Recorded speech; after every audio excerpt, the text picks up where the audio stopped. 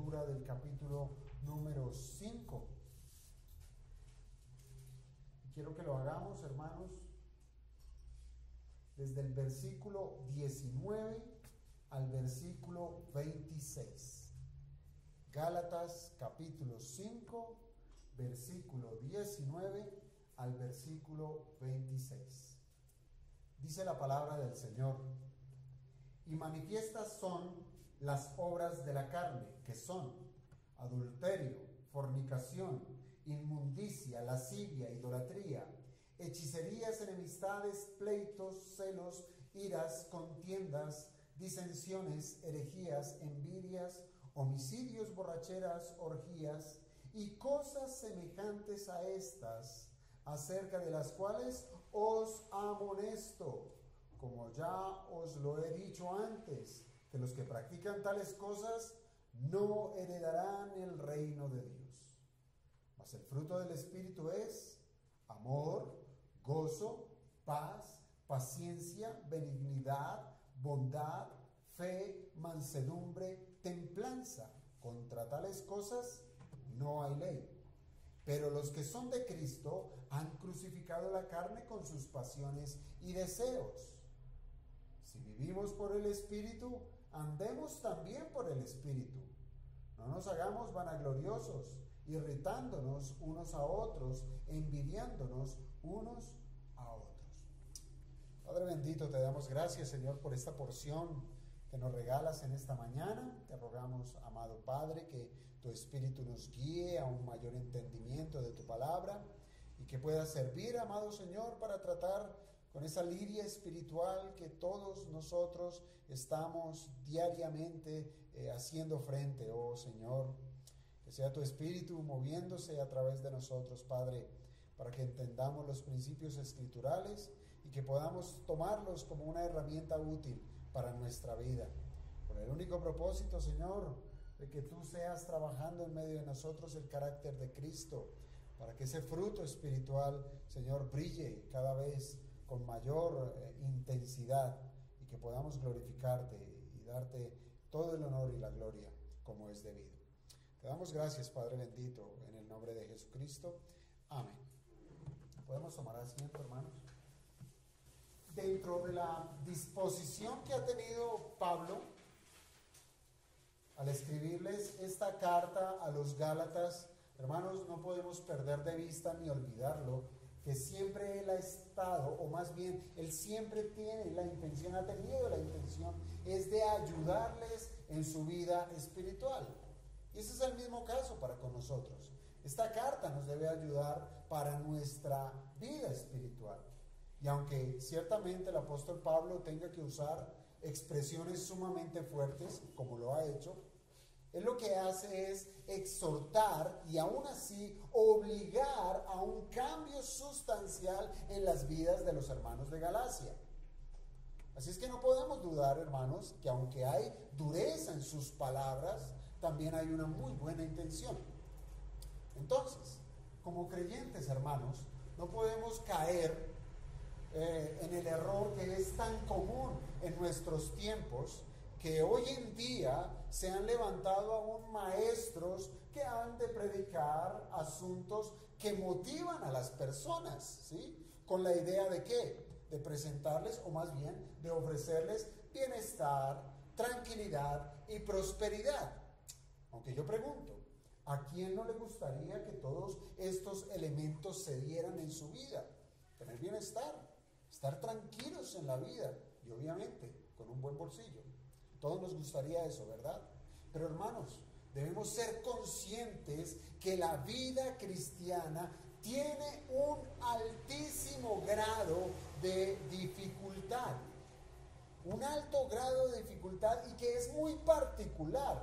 ¿Por qué? Porque ahora lo que somos en Cristo va a distar diametralmente de lo que éramos antes. Es un contraste muy fuerte de lo que éramos a lo que ahora somos. Y esto va a traer dificultades en la vida de los creyentes.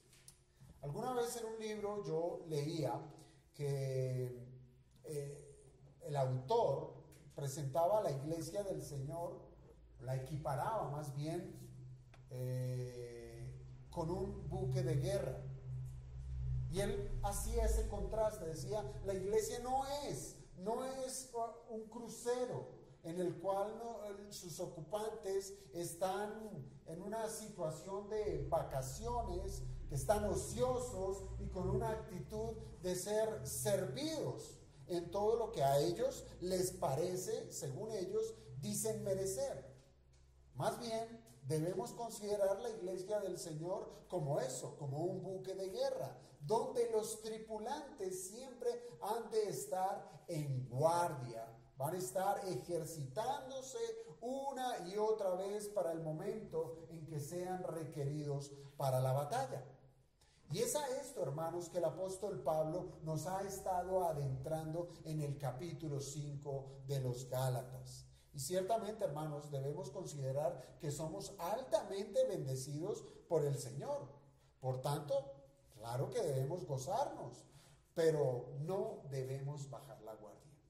Nos gozamos en Cristo, nos gozamos en sus bendiciones, pero no podemos bajar la guardia. ¿Por qué? Porque dentro de ese desarrollo del plan de redención, aún, hermanos, tenemos enemigos que quieren atentar con nuestra posición, contra nuestra posición que tenemos en Cristo Jesús.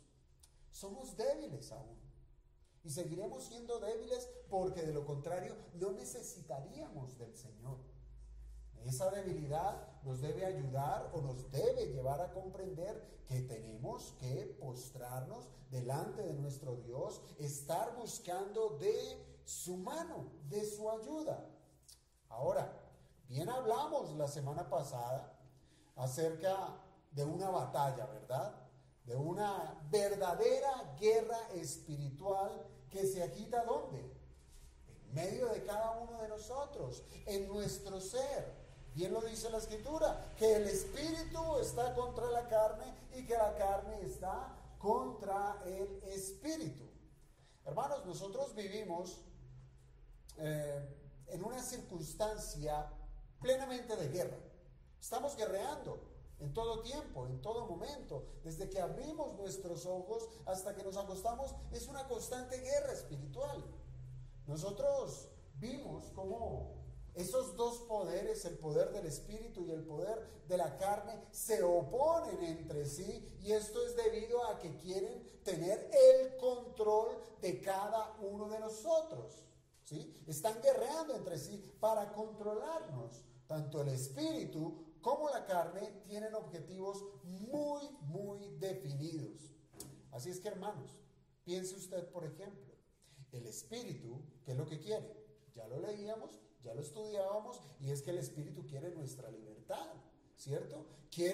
Esto quiere decir, hermanos, que el espíritu quiere que nos mantengamos en la libertad que Cristo ya nos ha otorgado, que no volvamos a las cadenas de esclavitud de las obras de la ley, ni mucho menos que volvamos a la esclavitud del pecado. Esa es la lidia que hace el Espíritu Santo. Ese es su deseo a favor nuestro. Eso es lo que quiere, y eso será alcanzado cuando nos dejemos gobernar por él. Ahora, por su parte, la carne también tiene sus deseos, ¿lo recuerdan? Pero veámoslo de una manera negativa. Si el Espíritu quiere nuestra libertad, ¿nuestra carne qué quiere? La esclavitud, ¿verdad? Quiere lo opuesto al Espíritu, quiere esclavizarnos. Pero esto lo extiende el apóstol Pablo al final del versículo 17, cuando dice que la carne desea que no hagamos lo que queremos. Eso es lo que desea la carne.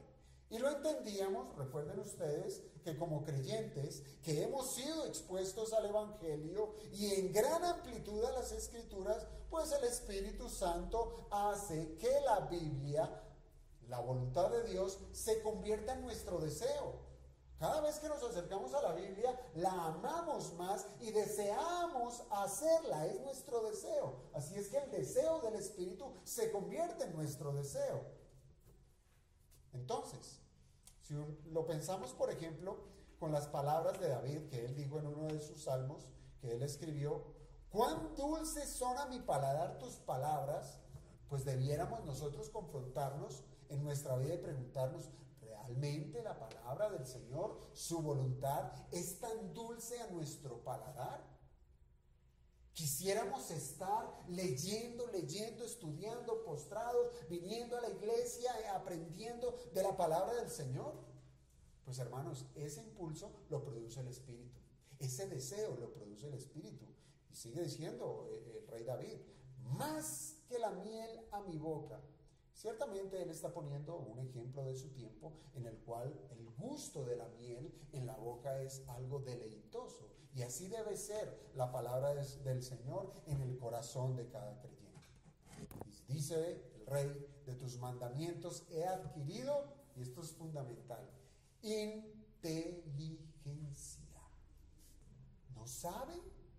La palabra del Señor nos da inteligencia. Y sigue diciendo, por tanto, he aborrecido todo camino de mentira. Entonces, cuando nos exponemos a la verdad, somos inteligentes y sabemos sortear los caminos de esta vida.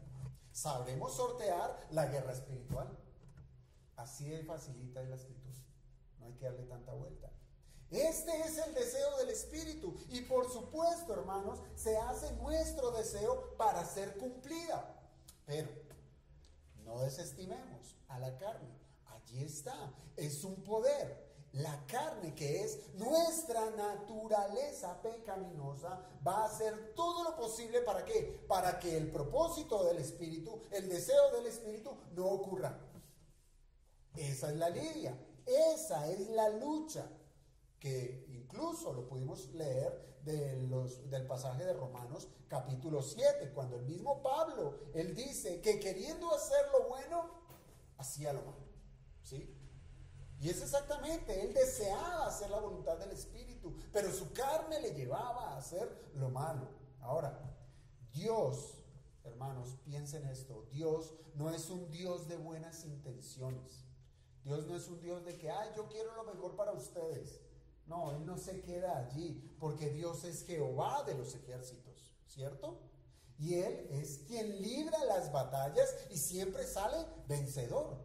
Ahora, no debe ser distinto, hermanos, para nosotros que hemos sido llamados a ser sus hijos. No tiene por qué ser distinto. Así es que no debe tratarse de un simple deseo de hacer lo bueno. No solamente es desearlo, sino es que hacerlo, es obrarlo.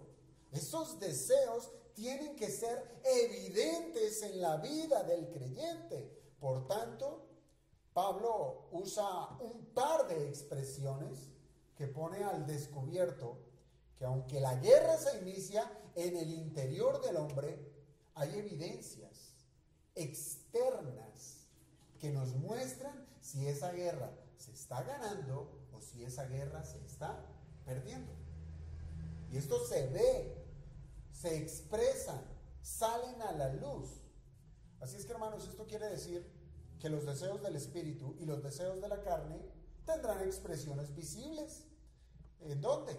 En el carácter de los hombres, en el carácter, en la ética, en su comportamiento. Y como les digo, Pablo utiliza dos palabras para enseñar estas evidencias. Mire, a la materialización de los deseos de nuestra naturaleza pecaminosa, Pablo les llama las obras de la carne. Así le llama. Y para ello, él da una lista de pecados, aunque es necesario decirlo, no se trata de una lista exhaustiva o una lista definitiva o que esté completa, pero sí el apóstol procura abarcar muchas áreas del comportamiento humano, ¿sí? ¿Cuáles son esas obras de la carne? Adulterio, fornicación, inmundicia, lascivia, idolatría, hechicerías, enemistades, pleitos, celos, iras, contiendas, disensiones, herejías, envidias, homicidios, borracheras, orgías. Es amplia, pero no es toda. Esa es la materialización de los deseos de la carne. Ahora, a la materialización de los deseos del espíritu, Pablo le llama el fruto del espíritu. El fruto del espíritu, en el cual ese fruto tiene 9 aspectos. ¿Cuáles son?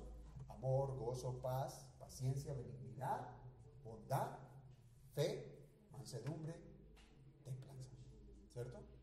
¿Esto qué quiere decir, hermanos? Que aquel que desea lo bueno, es decir, la voluntad de Dios, cuando se somete al dominio del Espíritu, pues tendrá estas evidencias en su vida.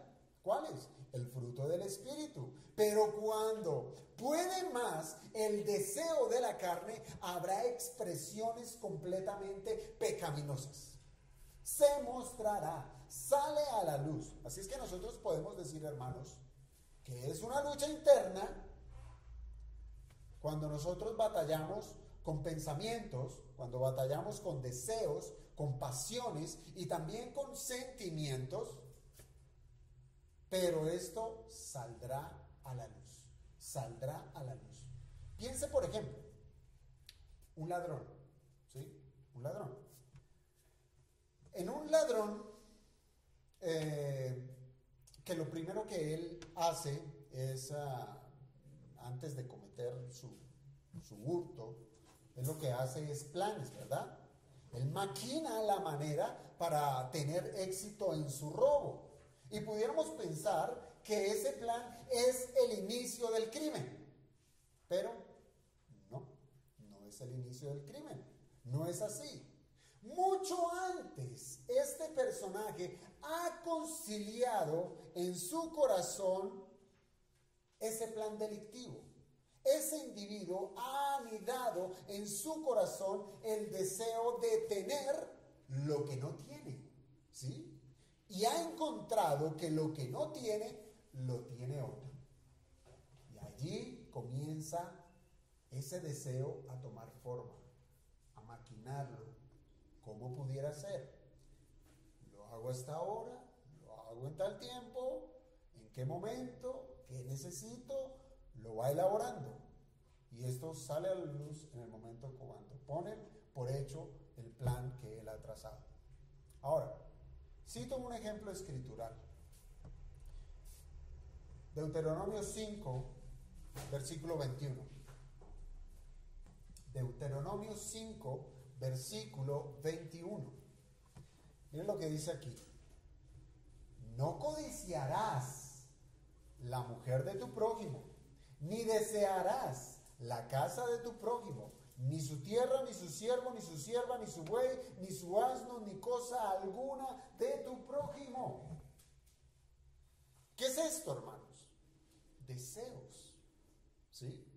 Estos son deseos, son los deseos de la carne que cuando se meditan, es decir, cuando están constantemente en nuestro pensamiento, se convierten rápidamente en una oportunidad y es así como ha iniciado un proceso mortal. Que como el ciclo de la vida humana, que dice, nace, crece, se reproduce, pero cuando hablamos de pecado, se reproduce, se reproduce, se reproduce, se reproduce y claro, eso lleva a la muerte. Pero es una purula el pecado cuando se consiente en nuestro ser, lo maquinamos y lo sacamos a la luz. Y sin salirme de la ilustración de la biología, hermanos, desde la fecundación, cuando el espermatozoide se une al óvulo de la mujer, allí ya hay un ser humano, ¿cierto? ¿Quién dijo no? Sí, hay un ser humano, ¿cierto? Desde esa fecundación, allí ya existe un ser humano. ¿Lo vemos? No lo vemos, ¿verdad? No lo vemos. Ni mucho menos vemos sus actos. Pero allí está él o está ella. Y solamente será con el alumbramiento cuando el bebé nace, es que podemos distinguir sus características. Hermanos, también podemos verlo en otro ejemplo y es encontrarlo, por ejemplo, en un árbol, en la forma de vida de un árbol. Por ejemplo, aunque aún no sea el tiempo de dar frutos de ese árbol, el manzano será siempre ¿qué? Manzano, ¿sí? Pero como lo dijo nuestro Señor Jesucristo, por sus frutos los conoceréis. Por ignorancia podemos decir, es un árbol de, no sé, veamos el fruto, no tiene fruto, pero es un manzano, que no está dando fruto en su momento, pero lo es, ¿cierto? Entonces, es a esto, hermanos, a lo que nos ha de llevar el apóstol Pablo, que como hombres podemos evidenciar en nuestras vidas y en la de los demás, podemos evidenciar los frutos que han de testificar lo que realmente hay en el corazón de esas personas o en nuestro corazón. Y esto será la respuesta a la pregunta, ¿cómo ha resultado sus batallas espirituales? Porque en eso estamos. ¿Cómo va esa batalla que usted está llevando? ¿Cómo va esa lidia? Y la respuesta será el fruto. Esa es. Allí no se median palabras, allí no se median argumentos, allí el acto, la actitud, el carácter, la ética deja ver cómo va esa guerra espiritual en medio del corazón de cada quien. Y lo primero que nos resalta el apóstol es que nada, óigame bien, nada queda oculto, nada. Hoy voy a tratar solamente la primera parte del versículo 19 de Gálatas 5, que dice, y manifiestas son las obras de la carne. Allí nomás nos vamos a basar en esta mañana. Y lo primero es eso, que nada queda oculto. Hermanos, antes de adentrarnos precisamente a cada una de esas obras de la carne, hemos de prestar mucha atención a lo que respecta a estas palabras introductorias. ¿Qué es lo que significan? ¿Por qué? Mire, Pablo es muy meticuloso en usar las palabras que usa, porque con cada una de ellas enseña. Y hay principios de los cuales vamos a ser nosotros beneficiados. Y por ejemplo, aquí Pablo utiliza una palabra que califica a las obras de la carne. ¿Cómo la califica? Dice, son manifiestas. Las obras de la carne son manifiestas. Y esta palabra, manifiestas, es usada en otras porciones del Nuevo Testamento con el propósito de dar a entender que hay cosas que están a la vista, ¿sí? Es decir, es algo que está completamente opuesto a estar oculto. Esa es una obra de la carne. Eso es, más bien, eso es estar manifiesto, que no está oculto, que se deja ver, que hay evidencia. Traigo un ejemplo. La reputación de una persona. Uno conoce a una persona es por su reputación, ¿sí? Ah, es que fulano es tal y tal y tal cosa. A nuestro Señor Jesucristo lo conocían por su reputación. En todo lado, a Él lo conocían. Bien lo dice la Escritura. Él tenía una fama. Tenía fama. La fama de nuestro Señor Jesucristo aquí en la tierra era debido precisamente a su ministerio poderoso, externo en las calles. Era poderoso en palabra, era poderoso en señales, poderoso en prodigios. Nada quedó oculto a los ojos del pueblo, ni mucho menos a los ojos de los gobernantes. Por ejemplo, uno puede leer en el Evangelio de Marcos, capítulo 6, versículo 14. Marcos 6, verso 14. Oyó el rey Herodes la fama de Jesús, porque su nombre se había hecho notorio. Y dijo, Juan el Bautista ha resucitado de los muertos, y por eso actúan en él esos poderes. Y miren, esa palabra que encontramos aquí en Marcos 6:14, la palabra notorio, cuando dice, porque su nombre se había hecho notorio, esa es la misma palabra que utiliza el apóstol Pablo para manifiestas. La fama precedía a Cristo en cualquier lugar donde Él iba, pues el resultado de sus obras siempre era expuesto ante todos. El Señor hizo, como les digo, grandes milagros delante de multitudes. Sus predicaciones, por ejemplo, como lo fue el Sermón del Monte, también tuvo lugar en un escenario donde había mucho público. Incluso, hermanos, en el momento de su arresto, el mismo Señor dijo: como contra un ladrón, ¿habéis salido con espadas y con palos para prenderme?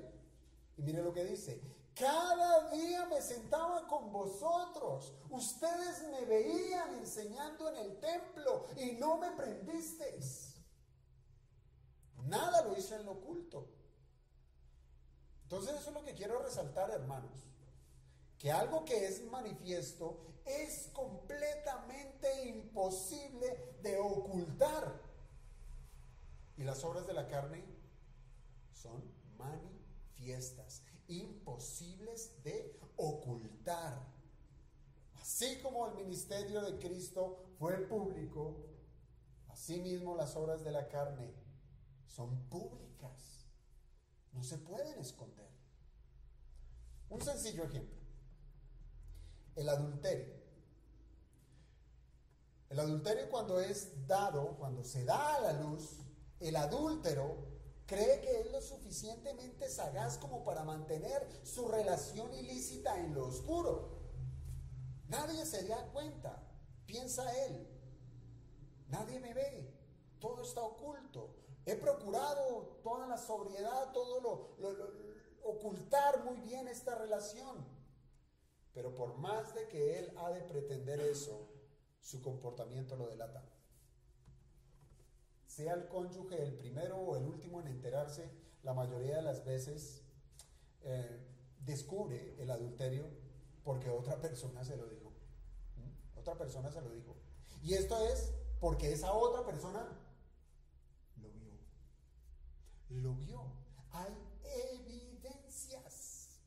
Hermanos, hay una sociedad que está mirando. En el trabajo, en el lugar de estudio, serán amigos, serán aún los enemigos.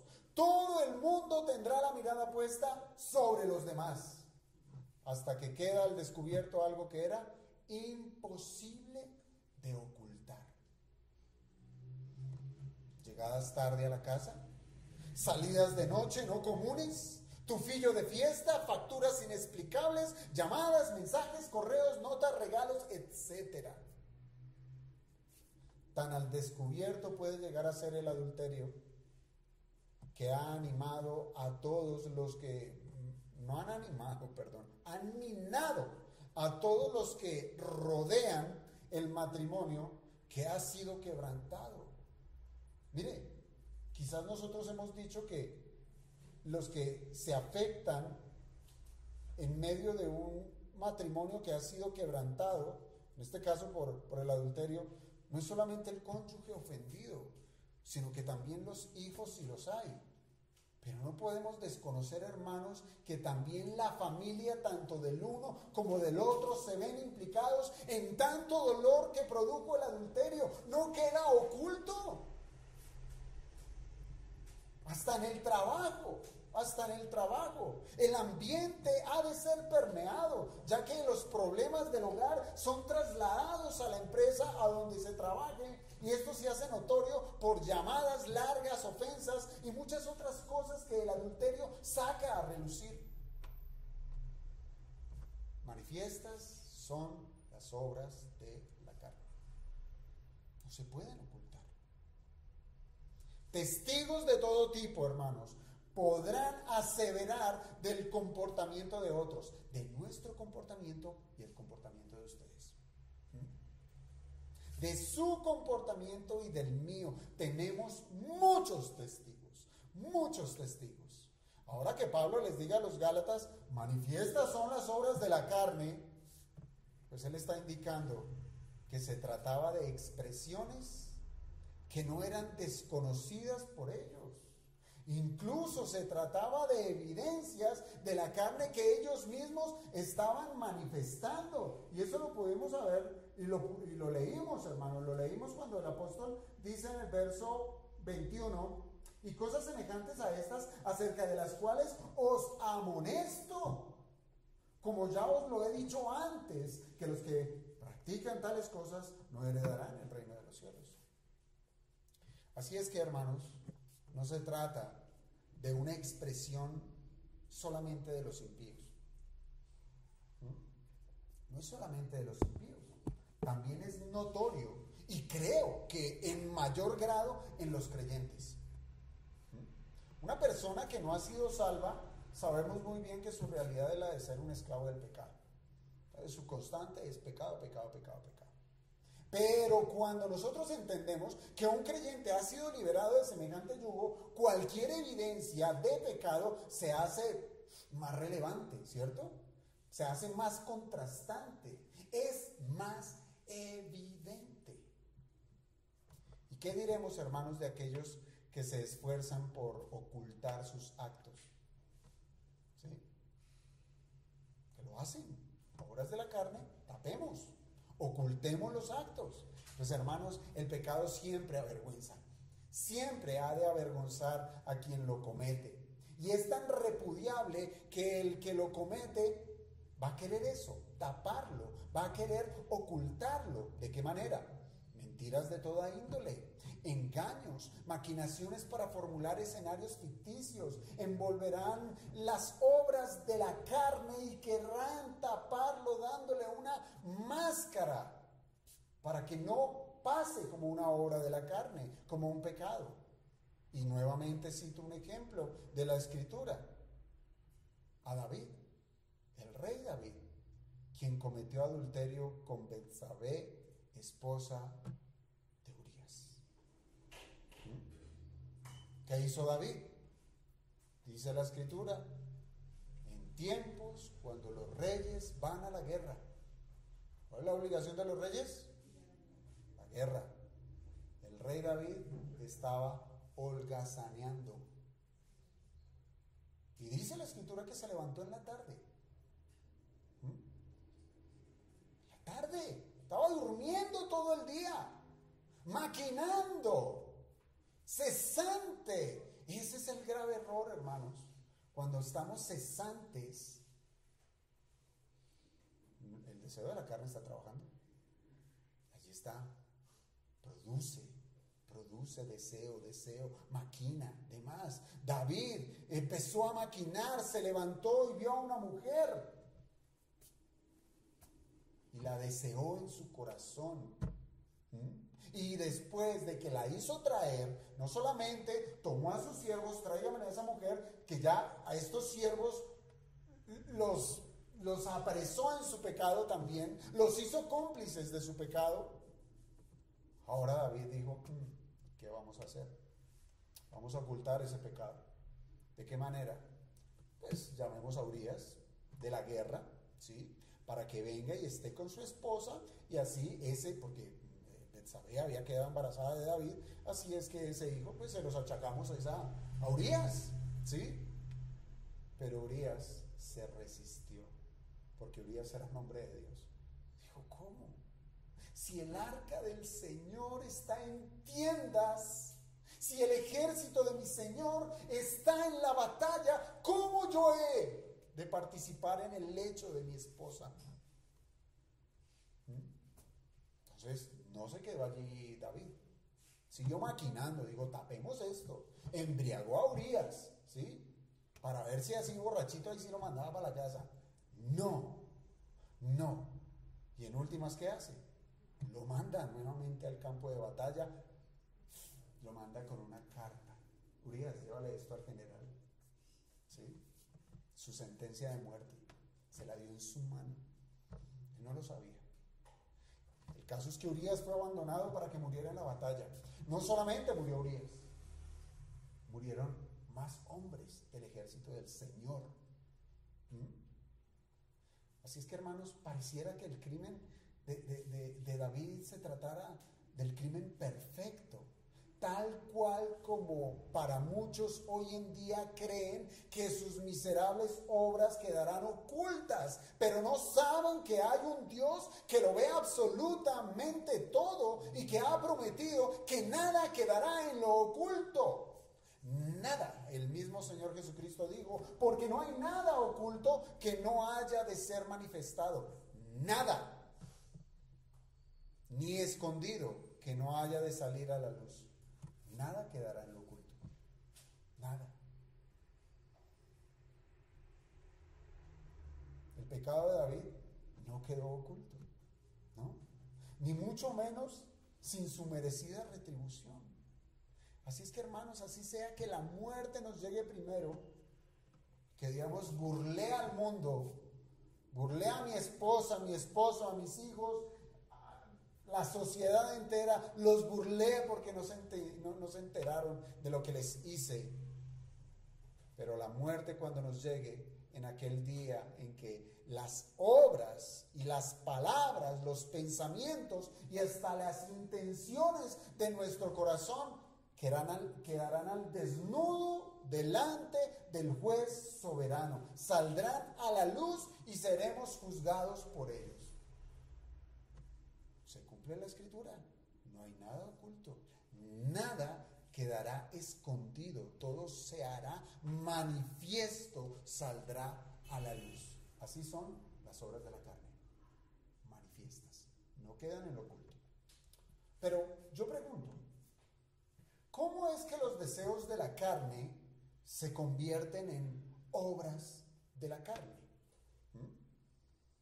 ¿Cómo lo que se desea, lo que nuestra carne desea, pasa a ser una obra en la carne? Pues bien, Pablo ya nos ha dicho que en los versículos 16 y 17, que tanto el espíritu como la carne tienen deseos. Y esa palabra deseo aún tiene un carácter, un carácter neutro, pero cuando se le aplica al espíritu, estamos hablando de que es un deseo bueno, pero cuando se le aplica a la carne, se trata de un deseo que es malo. Por tanto, hermanos, los deseos de la carne son aquellas predisposiciones de la naturaleza caída que tiene el hombre, y por naturaleza caída es lo que Pablo llama carne. Y esa carne, esa naturaleza caída, se inclina a todo aquello que es malo. Y esa inclinación la tienen todos los hombres desde la caída de Adán en el huerto del Edén. Estamos inclinados, propensos a lo que es malo. Todos los hombres, todos. Así lo cita nuestra Confesión de Fe Bautista de 1689, abro comillas, de esta corrupción original, por la cual estamos completamente indispuestos, incapacitados y opuestos a todo bien, y enteramente inclinados a todo mal, proceden en sí todas las transgresiones. De esa naturaleza caída procede todo pecado, toda maldad. Ahora, esta predisposición, hermanos, a lo malo, acompaña a todos los hombres en toda la vida, incluyendo a los que hemos sido regenerados. Esa naturaleza nos acompaña hasta el último día de existencia aquí en la tierra. Y digo, incluyo a los regenerados, porque de lo contrario sobrarían las palabras de advertencia que hace el apóstol Pablo sobre estos deseos de la carne a las iglesias de Galacia. Y efectivamente ellos habían caído en pecado. Hermanos, si hay disposición para lo malo, si estamos con esa predisposición, no es de extrañar que la carne tenga deseos. Y esos deseos de la carne vienen a ser como ese apetito voraz, ese apetito insaciable por todo lo que es malo delante de los ojos de Dios. Se hambre por hacer lo que es malo. Para el adulterio de David, para que el adulterio de David fuera consumado, previo al acto estuvo ese apetito insaciable. Es decir, antes de que la obra fuera hecha, ¿sí?, ya había una serie de maquinaciones en su corazón. Y tanto lo uno, el deseo, como el acto mismo del adulterio, el Señor los condena. Los califica como pecado. Bien lo dijo el Señor. Cualquiera que mira a una mujer para codiciarla, ya adulteró con ella. ¿En dónde? En el corazón. Sin haber cometido el acto externo. Pero ya cometió adulterio. Ahora bien, Santiago, en su carta, él expone cómo es que se da ese tránsito del deseo a la obra, de lo que mi carne quiere a la expresión externa, y lo presenta precisamente como un proceso. Santiago 1:15, que dice, Santiago 1:15, entonces la concupiscencia, después que ha concebido, da a luz el pecado. Y el pecado, siendo consumado, da a luz la muerte. Aquí, hermanos, la palabra concupiscencia es la misma, perdón, es la misma palabra griega que usa el apóstol Pablo para decir deseo. Concupiscencia y deseo, obviamente, cuando se le aplica al deseo de la carne, ¿sí? Por tanto, la concupiscencia es eso, el deseo de la carne, su anhelo, el deseo por lo que es prohibido. Santiago nos está diciendo que ese deseo pecaminoso, para que llegue a ser una obra, lo primero que ocurre es que el deseo pone su mirada en lo que para sí es atractivo. Es por eso que yo les digo que el mundo es una vitrina. Una vitrina que, en últimas, que tiene la fachada de vitrina, es un anzuelo que tiene una carnada y se expone a todos los hombres, a todas las mujeres, a todos los niños, con el propósito de cautivar el deseo, el hambre que hay en cada quien. ¿El diablo es omnisciente? No, no lo sabe todo. ¿Él sabe lo que pensamos? No. Pero él sí ve, es un testigo, está viendo, ve nuestras inclinaciones, ve nuestros comportamientos, sabe a qué somos propensos precisamente por nuestros actos. Y él que utiliza, ya sé, a cada quien por dónde caerle, y manda su anzuelo con la carnada precisa para el deseo de su carne. ¿Sí? Y así, hermanos, cuando el deseo de mi carne pone su mirada a ese elemento atractivo, es en ese preciso instante que el apetito de mi carne se despierta, y como cuando el cuerpo físico tiene hambre, que se retuerce el estómago y me está demandando que le dé de comer, el deseo de la carne produce todo tipo de estímulos para que el individuo le dé de comer. Y así que satisfacer sus necesidades pecaminosas. David permitió a sus pasiones asomarse a la ventana, ¿sí? Se acercó al mercado de los placeres para que su carne se deleitara viendo a una mujer que se estaba bañando. Yo lo puedo contrastar con José. José estuvo más cerca de esa tentación, pero José huyó. David no. Ahora, si yo pienso en el hijo de David, en Salomón, él también lidió con este tipo de pasiones. Y él, mire, de una manera muy clara, él describió este proceso de transición del deseo a la obra de la carne en Proverbios 7. En Proverbios 7. Y se lo dejo de tarea para que lo lea, Proverbios 7. Allí en ese capítulo 7 se nos presenta a un joven ingenuo, ¿sí? Que pasaba por la calle donde vivía una mujer inmoral. Se paseaba enfrente de su casa como queriendo algo, Él sabía que ella vivía. Él sabía que ella había una mujer que se vestía de una manera indecorosa.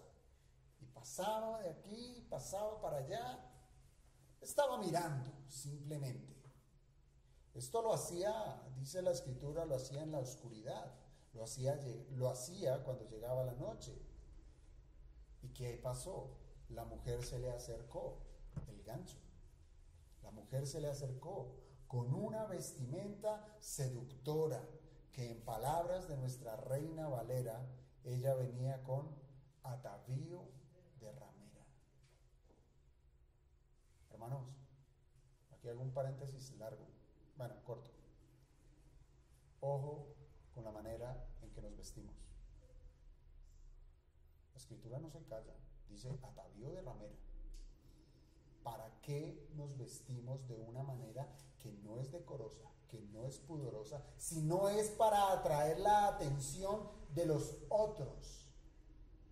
Cierro mi paréntesis. Esta mujer era muy astuta en el arte de la seducción.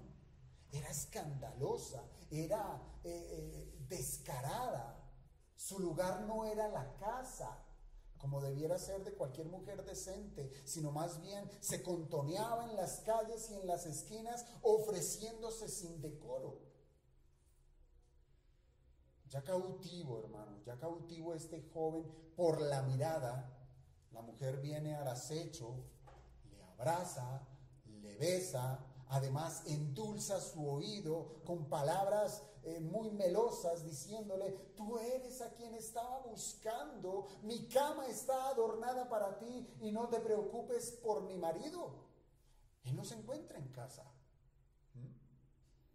Así lo sedujo, engatusándolo con sus halagos, y el resultado no pudo ser otro sino el peor, funesto, pues el joven, falto de entendimiento. Recuerden que la Escritura nos da entendimiento, nos hace inteligentes. Este joven era falto de entendimiento, sin sabiduría y sin razón, cayó en el lecho de esa mujer extraña. Y digo, hermanos, que este proceso lleva a la muerte, porque efectivamente ese lecho fue un lecho de muerte. Salomón dijo que este joven fue tras esa mujer como va el buey al degolladero, y como el necio a las prisiones para ser castigado. Cada quien es tentado de sus concupiscencias. Cada quien. Así es que, hermanos, no podemos negar el hecho de la existencia de esas concupiscencias. Allí están en nuestro corazón.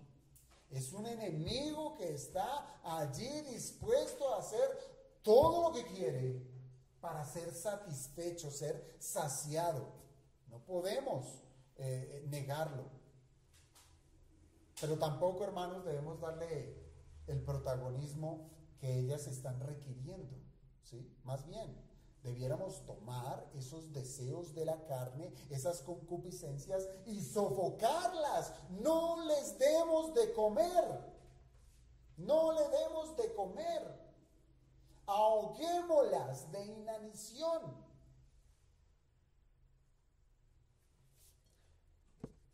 Pudiera yo, hermanos, con esto termino, pudiera yo advertirles que su pecaminosidad es evidente, que se hace manifiesta y que es muy difícil de disimular. Pero, hermanos, no se trata simplemente de cortar el fruto malo del árbol. No se trata de, deje de hacer eso o deje de hacer aquello. No se trata de cortar el fruto malo simplemente. Usted puede recordar las palabras de Juan el Bautista, que nos dice que el hacha está puesta no sobre el fruto. ¿Dónde está puesta el hacha? Está sobre la raíz. El hacha está sobre la raíz, y esto es porque todo árbol que no da buen fruto es cortado y echado al fuego. No el fruto sencillamente, es todo el árbol. Ahora bien, este será el juicio de los impíos. Pero nosotros que hemos creído, tomemos los recursos, hermanos, que nos provee el Espíritu de Dios y pongamos el hacha en la raíz del problema. Nosotros pongamos el hacha, no en el fruto. No es cambiar la ética, no es cambiar un comportamiento, sino el corazón. Allá debe ir el hacha. Debemos ir a la raíz del problema antes de que dé frutos de vergüenza que enlodan el nombre de Dios y de su Cristo.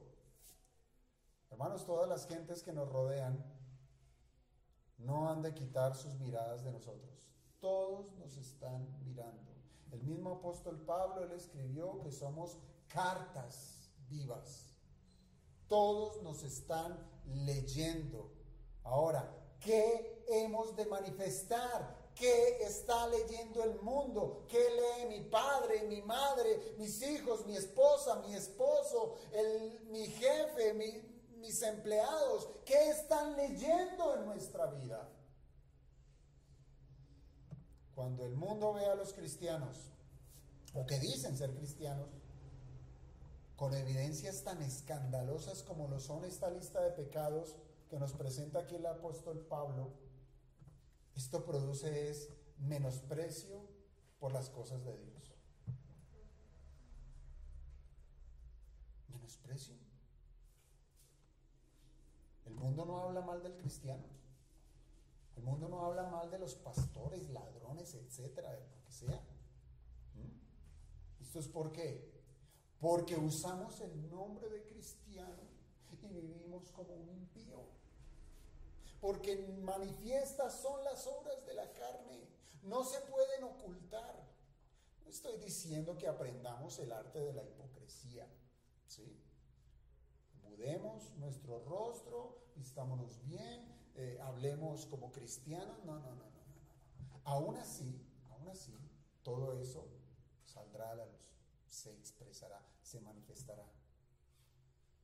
Por eso es que deje, si esto es así, lo que está sucediendo, que su testimonio, que su forma de vida escandalosa por causa de los pecados, por las obras de la carne, deje de llamarse cristiano. Deje de llamarse cristiano si su labor es la de prodigar las obras de la carne. Más bien, arrepiéntase por usurpar el título de redimido y aún vivir como si no le importara el sacrificio de Cristo. Así es que, hermanos, no jueguen con el pecado. No piensen que van a salir bien librados. Lo que usted oculta en su corazón, tarde o temprano se hará evidente para vergüenza suya y para vergüenza del Evangelio. Yo pregunto, ¿usted se cree fuerte al caminar tan cerca de todo aquello que su carne desea? Ese es el gran horror de nuestros días. De quienes se dicen creyentes y no les importa vivir al filo de la navaja. No les importa vivir caminando por el lindero, por donde está la cerca, donde está el prohibido, donde dice no pase. Creen que no van a resbalar.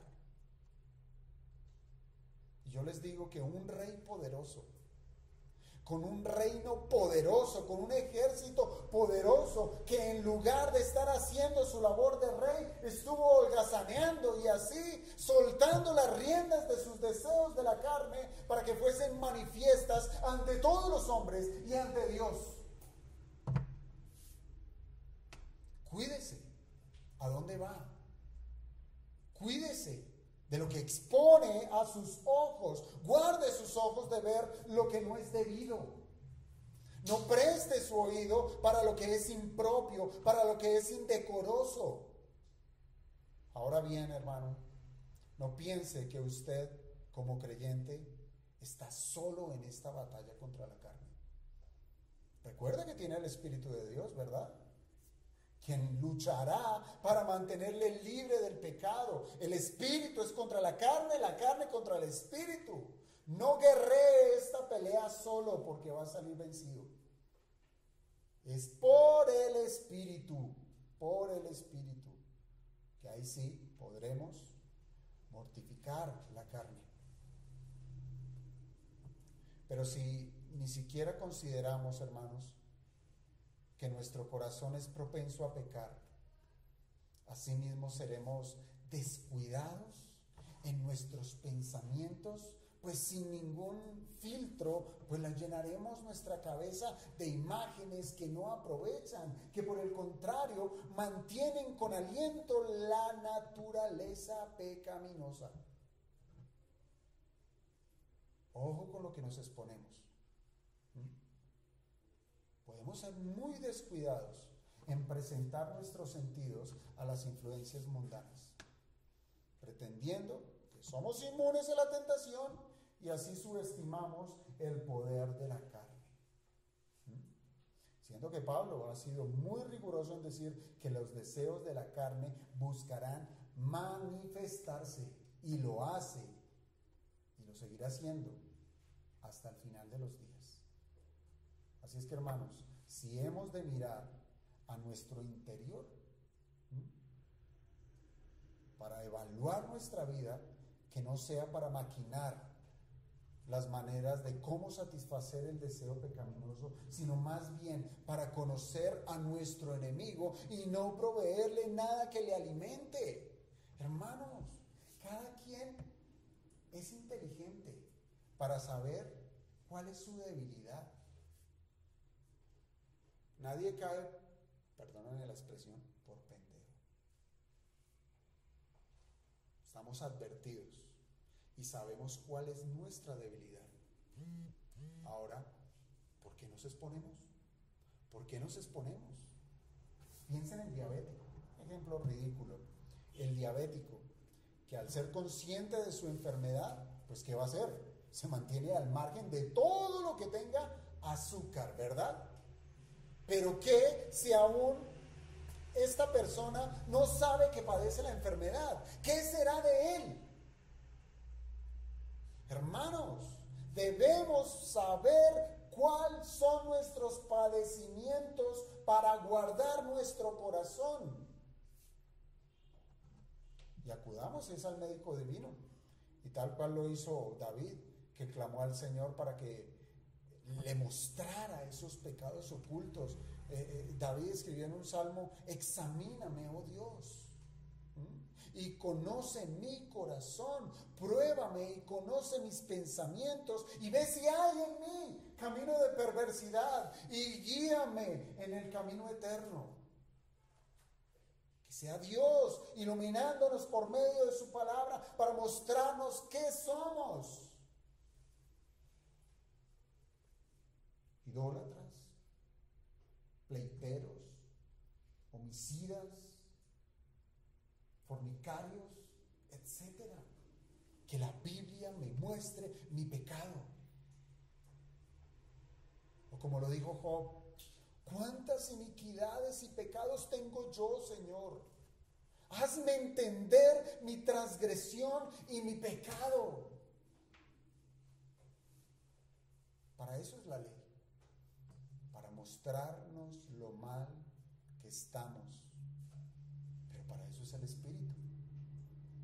Para traernos a la libertad con la cual Cristo nos liberó por medio de su preciosa sangre.